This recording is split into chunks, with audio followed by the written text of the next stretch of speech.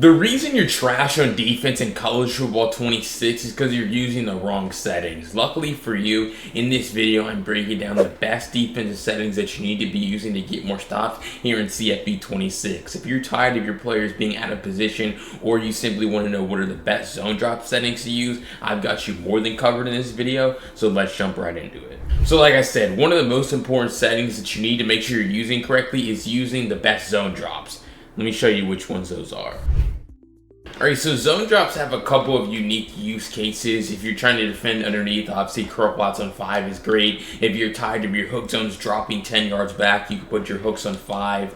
But really one of my favorite, sessions, or excuse me, one of my favorite combinations here with your zone drop is 25 and 5 to be able to defend the deep sideline and the underneath. Now, what a lot of creators tell you is use 10-yard flats, and I'm here to tell you that I significantly disagree with that claim, simply because we're not actually guarding anything. If we come into any play here, we're in cover 4, we have 10-yard flats. If this running back runs a table route, you see how you can just throw this. You can pick up 5 yards every time, and honestly, if you get a better rack animation, you could probably pick up more. So we go through it again, Jam Miller on a table route, get that ball. You just see how now I can just cut it up and pick up a first down simply because that flat is dropping that far back, like he's backpedaling. We look at the instant replay, like you never want to use 10-yard flats, right? Boom, he's dropping back and then he just gives it up, where it's like, okay, ball is at the 30, they catch this ball and they pick up 7 yards on a simple flat. Versus if you were trying to defend the flat, what you would just do is put, again, those 5-yard flats, or you could just, 5-yard curl flats, or you could just put a hard flat on the field, and now he's just going to be sitting right there to take that away. He's standing at the line of scrimmage. The ball's at the 30. He's standing at the 30, and he's easily going to be able to take that away. Versus if you have a 10-yard flat, you throw it immediately, and now you're able to pick up like 6 yards off of a simple pass because you're not actually defending underneath. Also, you're going to give up the deep sideline as well when you use 10-yard flats, because obviously they're sitting at 10 yards. A corner out runs at like 20 or 25. But if you're really focused on defending both the deep pass and the short pass, 25 and 5 is a good combination. You come into dime rush, you call the play like this. Now, what you're going to see if you have flats dropping back to 25 yards. So the problem is going to be the underneath, but you're still taking away the deeper pass. You still see how Ryan Williams down the field is taking away on that corner route, and we're just going to be able to knock it away. Now that leaves the underneath pass open, certainly yes. So that's really why you have 5-yard curl flats in the field, because now what you're going to see is you call the same defense and you put this slot corner in a curl flat, boom. Now you have the Mabel where you take away the short pass, he's sitting right there, break that pass up, and then you're still able to take away Ryan Williams down the field. So really, I mean, it's pretty simple with zone drop. It comes down to what are you trying to defend. If you don't have to defend this deeper pass, you don't have to put the 25 on the field. But if you're playing against corner routes, but then they're also going to combine it with a check down, then that's really when the double Mabel coverage becomes so valuable. So those are really the best zone drop settings. More use cases certainly for them, but just never use 10-yard flats, guys. Alright, next I want to break down the best coaching adjustments that you need to be using, because there's a ton more settings that you might be missing out on. Let me show you. Alright, so we're going to come to our coaching adjustments here by pressing the right stick, or R3 on PlayStation. Really what we're going to see is we're going to make sure that we have on, balanced, and disabled for these first 3 settings. Alright, these are alignment settings. Essentially, auto flip off allows you to flip your play, which if you guess wrong, like if you guess the slot corner wrong, then he's going to be on the wrong side. So really just having it on, make sure that your slot corner and your entire defense is really aligned correctly every single time.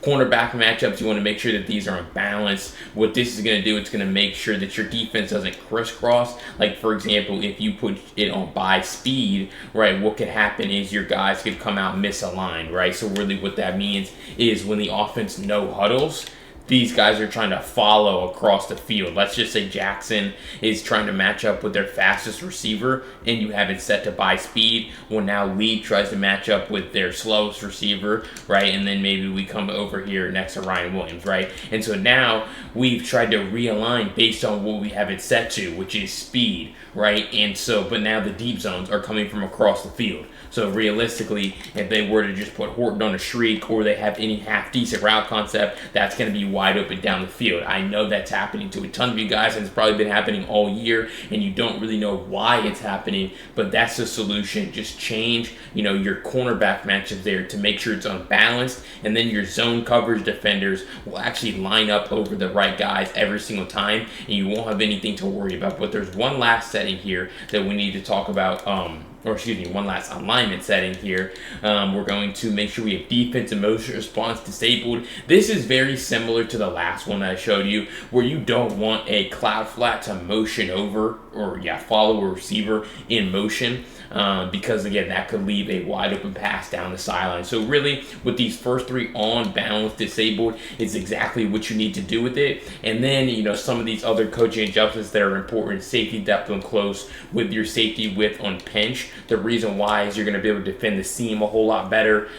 So again, if they hike the ball, Ryan Williams, put him on a shriek, you're going to see how not only do your hooks already drop back to 10 yards when they're on default, but then your safeties are closer to the line of scrimmage. So you're really doing a great job of just closing this airspace and making sure that there's nowhere for them to throw the ball. Now, understand though that if they have really fast receivers or you have really slow DBs, like if you're using Oregon State against Ohio State, right, the receivers are way faster than your guys, and so they could hike the ball and just lop a pass over the top. Now, luckily here, that's not going to happen because our safeties are fast enough to not only be close to the line of scrimmage, but still get back there. But that's really something that you need to keep in mind is, okay, if your safeties, if they can't match speed, then you just need to move them back to default and worry about defending the seam some other way. But really, if you can use safety depth on close, it is really nice because you're not going to get beat over the top as long as you have fast safeties and you're going to be able to defend the seam. But those really are the best coaching adjustments that you need to make sure you have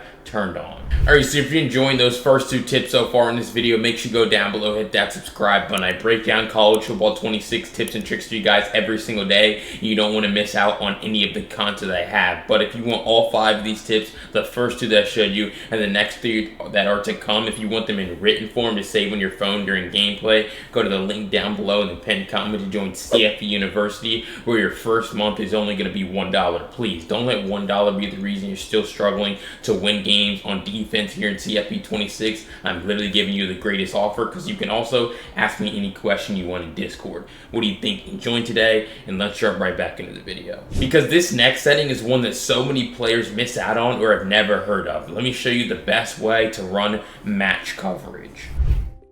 Alright, so we are going to come into any play here, and in order to run match coverage, you have to make sure you have all 3 zone drop depths on default or reset the play really when you're at the line of scrimmage. But really, I would just say, just make sure that you're using all 3 zone drop depths on default, and then your match coverage is going to play correctly. Alright, so really what you're going to notice is when they call a play like this, we're going to be able to just sit on this, right? They just have a flood concept. They're going to motion their tight end over, and he's going to run a flat route, right? Quarter flat's going to take the underneath. Inside quarter is going to latch onto the corner route, and he's basically going to use the sideline as another defender, and he's basically just going to run the route for the receiver, right? It's very simple, and we know that this is a cover 4 defense, and this pass would be wide open on the sideline if we weren't in match coverage, right? So, boom, inside quarter. I mean, this is like the best defense to stop corner routes. I showed you the double Mabel, right? But this doesn't leave the middle of the field wide open. This just converts from zone coverage, recognize their route concept, just street corner flat. You take the first vertical, you understand this guy's going vertical, so this is your assignment. And especially if they call this on a short side, you're going to do a great job of, like I said, using the sideline as another defender, breaking on the pass, also recognizing that our quarter flat just takes this man. And again, that's a great way to stop checkdowns too. Now, it's not just street corner flat that this can work against, right? If they change up the route concept, now they put Ryan Williams on a shriek, they're going to have Bernard running a post. That's going to change how our match coverage plays. But really, we're just going to double team that. You see how now Bray Hubbard slides over to the middle of the field to close off this pass down the field, right? This is a great route concept to attack match if Bray Hubbard wasn't here, right? We get one of our best route runners to just beat man coverage over the top, because that's really what it is. It's zone coverage that converts to man. So boom, you take this guy, but then we bracket it because Bray Hubbard sees that there's no one on this side of the field. So it's really pattern recognition, right? If they were to maybe put their tight end, instead of motioning him over, they put him on a corner route, well, now Bray Hubbard has someone to guard, right? But since he recognizes that Horton has this guy, right, now he slides over, double teams their post. So it's really a great coverage to stop all types of vertical routes, not just, corner routes. But the key, thing here, the key distinction is you need to make sure that you have all three, zone drop depths on default. Because if I show you right here, we're going to go ahead and call the same play. If we put our curl flats on 5, we turn any zone drop on, right? We put our curl flats on 5. Now that basically disables the match coverage, right? So boom, they're going to motion this guy over, and he's not going to necessarily take that corner route down the field.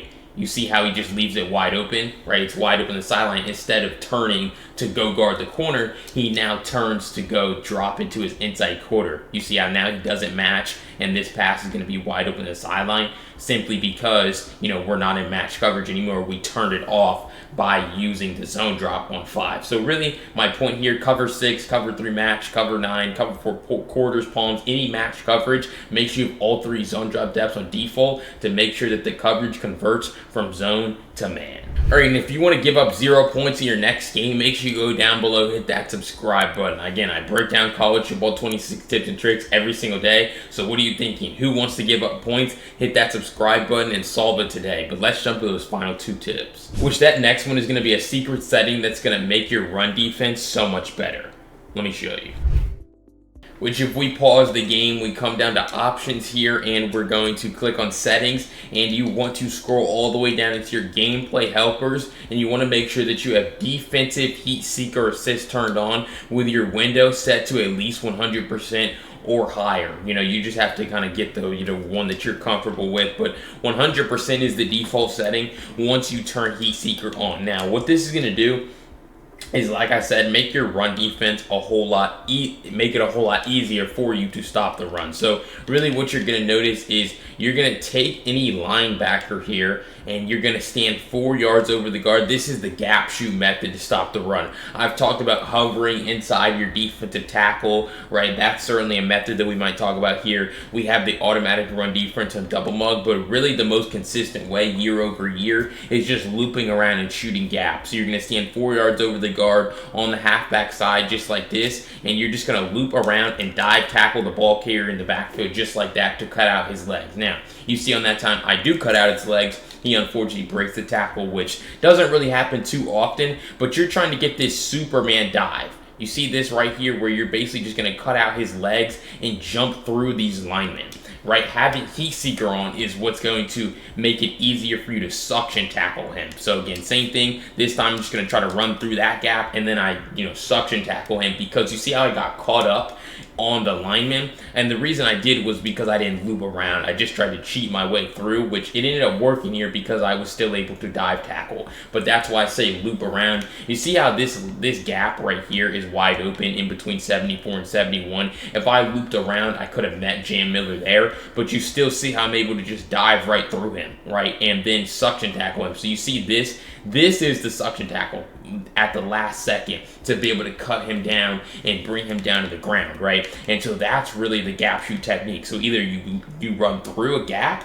or you loop all the way around to meet him at the point of attack. So really, boom, take it again, and then you just see how, again, that's the same thing where I loop around, find the gap that I need to run through, and then I dive. You want to dive as soon as possible, obviously, because they can speed boost away from you in this game, right? So you see how, boom, he's running. I loop around. This time I'm not going to cut through because I know that this really is a trap in between 72 and 77. The real lane is in between 72 and 71, and then I loop through, and it's a tight little window, but then I just dive tackle him by pressing X on Xbox, Square on PlayStation. So really, that's one of the most consistent ways, but also another method that you can use is pinching your defensive line and and then standing inside the butt of one of your D tackles, because now you see how a flame icon's gonna appear over him, and then you can do the same thing where a flame icon appears over your user, and so then that means that you're going to come in free and you can just dive tackle immediately. You see how no one blocks my user, they just let him come in free, and then I'm just able to press X and get that suction dive tackle simply because I have Heat Seeker Assist turned on. So boom, we do it again. You have to make sure you're standing directly inside of this man though, just so that the offensive line won't block you. Boom, and now he comes in clean, and so if we wanted to, we could click on and dive tackle in the same fashion. So really, bottom line, Heat Seeker Assist allows you to get those suction tackles in the backfield on ball carriers a whole lot easier, whether you want to use the gap shoot method or you just want to stand inside of the butt of your D tackle and glitch out the block targeting of the offensive line. And that last setting I want to break down for you is actually a way to get your defense set up way faster. Let me introduce you to quick adjustments. Alright, so quick adjustments are very important because they allow you to get your defense set up way faster. If I told you I don't want to run cover 3 on the right side and I needed you to change it, probably what you would do is start the play on Lawson, click, click, click, click, right? And maybe after 4 clicks, now you're on your guy. Then you press A, and then you look to see, oh wait, outside third is left stick up, right? Well guys, the ball's probably already been snapped by now because we know a lot of offensive players love to quick snap, and the problem with that is now you have no flat on the field, and so now they can just hit flats, pick up 15 yards down the field, right? Simply because you're not able to get your defense set up correctly. If you buy ebooks, like you buy my ebook, or you watch other people, it's like they're able to get their defense set up until they're able to run these complex blitzes and coverages because they can get a whole lot of adjustments off at once. So really, the ideal method that you need to do is start understanding these 3 button commands. If you press Y or triangle twice, Y on Xbox, triangle on PlayStation, you're going to open your secondary adjustments. If you press D-pad right twice, you're going to open your linebacker adjustments. If you press D-pad left twice, you're going to open your defensive line adjustments. And really what that's going to do is it's going to allow you to make your adjustments a whole lot faster, because now in order to turn this into a cover 3 on the right side, you would have to adjust your cloud flat, your hook curl, and your deep half, right? And so really the cloud flat and the deep half, they're both secondary players. So you press Y twice to get clicked onto both of them. So you press Y twice, then you press B, and then you press left stick up outside third. You press Y twice, you press A, and then you press left stick, to the left here, right?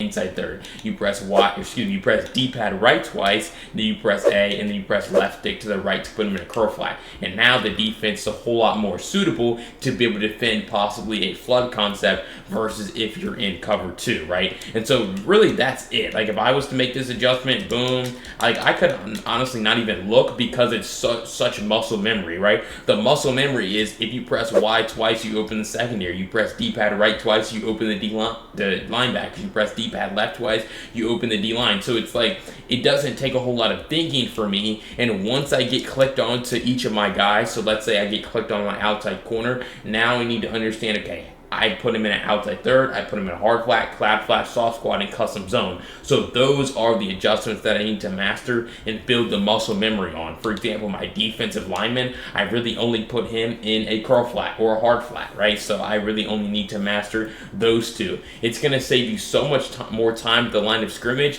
and it's going to allow you to make a whole bunch of adjustments, right?